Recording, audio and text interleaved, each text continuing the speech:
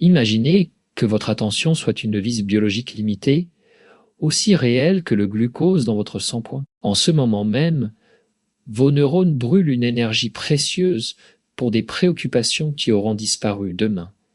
Arrêtons-nous un instant. Regardons la science de votre énergie vitale avant que vous ne laissiez s'évaporer la prochaine moitié de votre année dans le bruit de fond du monde.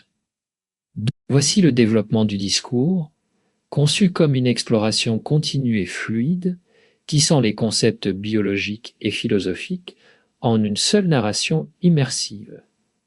Lorsque nous observons la physiologie du stress sous le microscope de la vie quotidienne, nous constatons une vérité biologique troublante. Notre organisme, cette machine ancienne et sophistiquée, peine à faire la distinction entre un danger mortel imminent et une simple notification lumineuse sur un écran. À chaque instant où vous accordez une attention démesurée à une contrariété mineure, à une opinion divergente ou à un bruit ambiant, vous déclenchez l'axe hypothalamo-hypophyso-surrénalien avec une intensité disproportionnée, inondant votre système circulatoire de cortisol et de catécholamine. Ce mécanisme, initialement sculpté par l'évolution pour des fuites brèves ou des combats vitaux, se retrouve alors sollicité en continu, créant un bruit de fond inflammatoire. Une oxydation lente et invisible qui ronge vos réserves énergétiques et accélère le vieillissement cellulaire, bien avant que vous n'ayez pu investir cette énergie dans vos projets réels.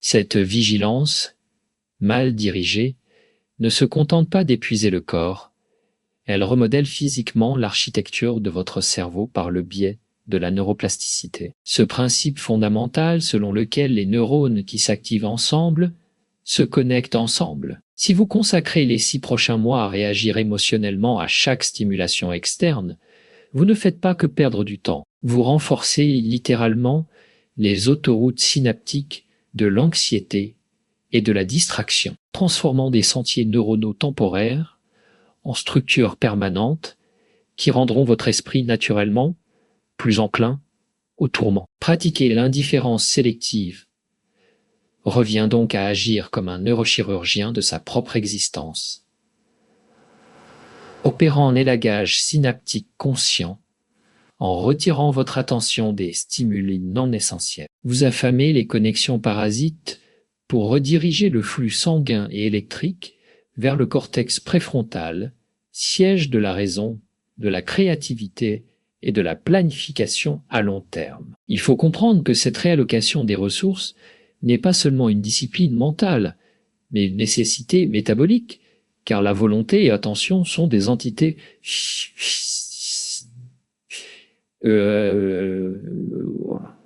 soumises aux lois de la thermodynamique et à la disponibilité du glucose cérébral. Chaque microdécision de s'offenser ou de s'inquiéter augmente votre charge allostatique, ce coût biologique que l'organisme doit payer pour maintenir sa stabilité face au changement. En refusant de filtrer les entrées, vous imposez à votre biologie une dette énergétique insoutenable, violant le principe d'homéostasie qui régit la santé.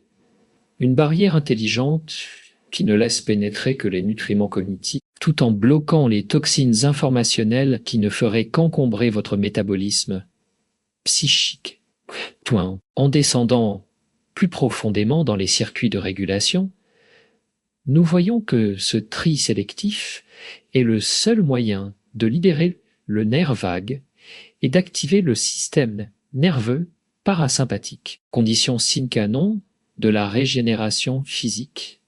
Point intermédiaire de la régénération physique. Tant que nous sommes engagés dans la bataille contre le superflu, notre système sympathique maintient le pied sur l'accélérateur, inhibant les processus vitaux de digestion, de réparation tissulaire et de maintenance immunitaire qui ne peuvent s'opérer que dans un état de sécurité perçu. Apprendre à laisser glisser les événements sur soi, sans s'y accrocher, n'est pas une forme de passivité, c'est l'envoi d'un signal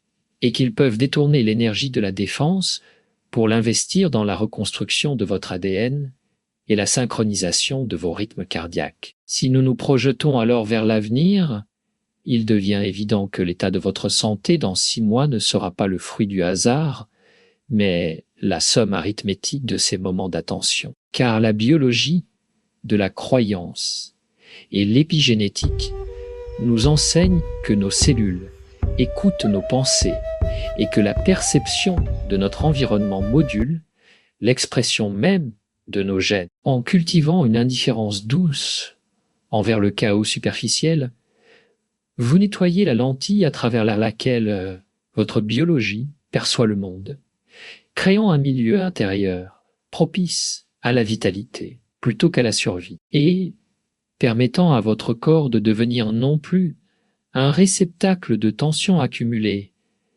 mais le sanctuaire de l'énergie créatrice intacte, prête à être déployée là où elle compte vraiment lorsque nous nous penchons sur la physiologie fondamentale du stress pour comprendre comment nous dilapidons notre vitalité. Nous devons d'abord observer le mécanisme archaïque et puissant de l'axe hypothalamo-hypophyso-surrénalien, ce système de commande centrale qui orchestre notre réponse face au monde. Il est fascinant et terrifiant à la fois de constater à quel point notre biologie est restée primitive face à la modernité. Pour votre hippocampe et votre amygdale, l'organe de la peur, il n'existe aucune nuance biochimique entre la menace d'un prédateur dans la savane et la contrariété d'un courriel passif ou d'une notification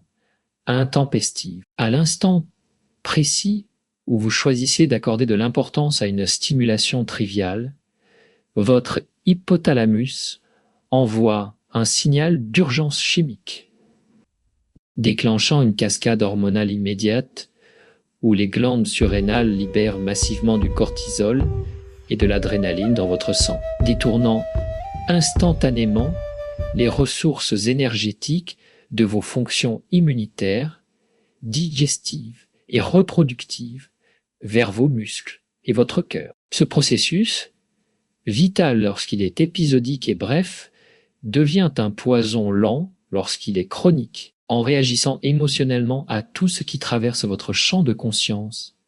Vous maintenez votre organisme dans un état d'alerte rouge perpétuel. Un bain corrosif d'hormones de stress qui induit une inflammation systémique de bas grade. Cette inflammation silencieuse, médiée par des cytokines pro-inflammatoires, agit comme une rouille invisible sur vos vaisseaux sanguins et vos tissus neuronaux, créant une usure prématurée que la médecine appelle la charge allostatique, et qui signifie concrètement que vous brûlez votre capital santé, non pas pour vivre ou créer, mais simplement pour gérer les frictions imaginaires de votre environnement. C'est une hémorragie énergétique constante où le glucose et l'oxygène, qui devraient alimenter la régénération cellulaire et la clarté mentale, sont gaspillés pour maintenir une vigilance défensive contre des fantômes, laissant votre corps dans un état de dette métabolique avant même que la journée ne commence réellement, vous privant ainsi de la résilience nécessaire pour affronter les véritables défis de votre existence si nous portons notre regard vers l'architecture microscopique de votre cerveau. Nous entrons dans le domaine vertigineux de la neuroplasticité, qui nous enseigne que la structure de notre esprit n'est pas figée comme la pierre, mais malléable comme l'argile, se remodelant sans cesse en fonction de l'attention que nous portons aux choses. Il existe une loi fondamentale en neurosciences, souvent résumée par l'adage de Hebbe, yoquet les neurones qui s'activent ensemble, se connectent ensemble l'eau. Cela signifie que chaque fois que vous ruminez une inquiétude, que vous vous engagez dans une polémique mentale, ou que vous vous focalisez sur un détail négatif, Vous ne faites pas que penser, vous bâtissez physiquement de la matière, vous sollicitez des circuits neuronaux spécifiques, et par la répétition, vous encouragez la myélinisation de ces axones, transformant ce qui n'était au départ qu'un sentier de terre difficilement praticable en une autoroute synaptique à haut débit, où l'information circule à une vitesse fulgurante et avec une résistance moindre. En passant les 6 prochains mois à réagir sans discernement au bruit du monde, vous entraînez littéralement votre cerveau à devenir un expert de l'anxiété et de la distraction. Renforçant l'hypertrophie de l'amygdale au détriment du cortex préfrontal, cette zone cruciale, située juste derrière votre front, responsable de la régulation émotionnelle, de la planification complexe et de la sagesse. L'indifférence sélective ne doit donc pas être vue comme une attitude hautaine, mais comme une forme de neurochirurgie auto-administrée, une pratique quotidienne d'élagage synaptique, où vous décidez consciemment de ne pas irriguer les circuits de la frustration et de la peur inutile. En retirant votre attention, qui est le carburant de la croissance neuronale, vous affamez ces connexions parasites, leur permettant de s'atrophier naturellement, tout en redirigeant ce flux vital vers les réseaux neuronaux qui soutiennent le calme, la concentration et la joie, sculptant ainsi, jour après jour, un cerveau dont la topographie physique favorise la sérénité plutôt que le chaos.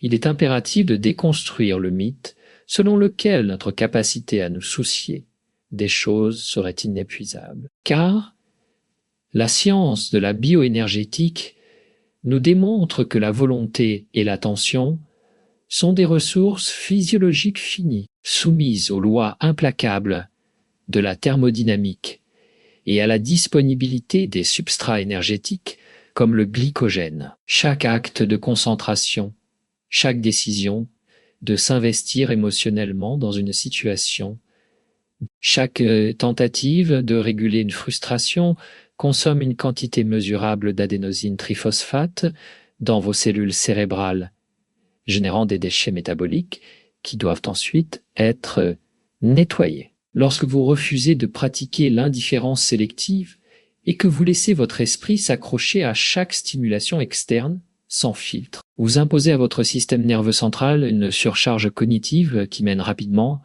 à ce que l'on appelle la fatigue décisionnelle et l'épuisement de l'ego. Votre cerveau, qui ne représente que 2% de votre masse corporelle, mais consomme 20% de votre énergie, se retrouve en déficit, incapable d'assurer les fonctions de maintenance homéostatique nécessaires à votre équilibre global.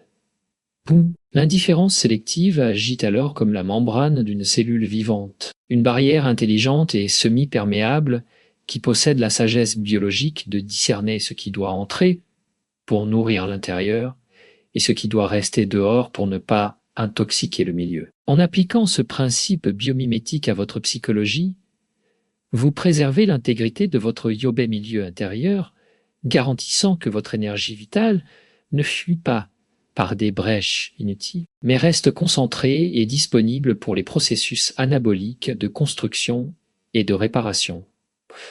C'est une gestion économique de la vie elle-même, où chaque calorie d'énergie mentale est investie avec la prudence d'un investisseur avisé, refusant de dilapider le capital vital dans des réactions stériles pour le conserver pour les actions qui génèrent du sens. De la connexion humaine et de la croissance personnelle en descendant plus profondément dans les mécanismes de régulation autonome, nous devons considérer le rôle primordial du nerf vague, ce long nerf crânien qui agit comme le chef d'orchestre de notre apaisement et qui relie le cerveau au cœur, aux poumons et aux intestins. Notre système nerveux autonome oscille constamment entre deux états. Le système sympathique, accélérateur associé à la lutte ou la fuite, et le système parasympathique, frein associé au repos, à la digestion et à la réparation cellulaire profonde. Le drame biologique de notre époque est que, faute d'indifférence sélective, Nous maintenons le pied enfoncé sur l'accélérateur sympathique, empêchant le corps de basculer dans cet état parasympathique qui est pourtant le seul moment où la guérison véritable peut opérer. C'est durant ces phases de calme vagal que le corps synthétise les protéines, répare les brins d'ADN endommagés par le stress oxydatif, consolide la mémoire et régule l'inflammation. Or, ces processus sont biochimiquement incompatibles avec l'état d'alerte généré par une attention dispersée et inquiète. Lorsque vous choisissez de regarder passer une contrariété sans vous y accrocher, vous ne faites pas preuve de passivité, mais vous activez délibérément le nerf vague. Envoyant un signal de sécurité neuroceptif puissant à tous vos viscères, leur indiquant que l'environnement est sûr et qu'ils peuvent cesser de se défendre pour commencer à se régénérer. C'est un acte de bienveillance physiologique profond envers vos propres organes,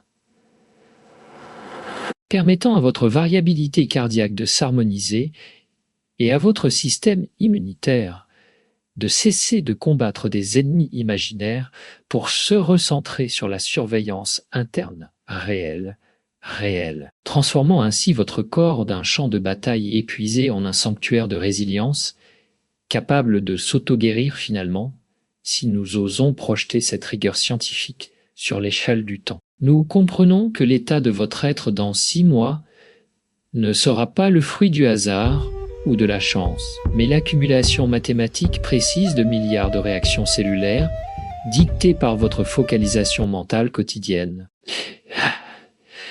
La biologie moderne, à travers l'épigénétique, a brisé le dogme du déterminisme génétique absolu pour nous révéler que l'expression de nos gènes est modulée par l'environnement.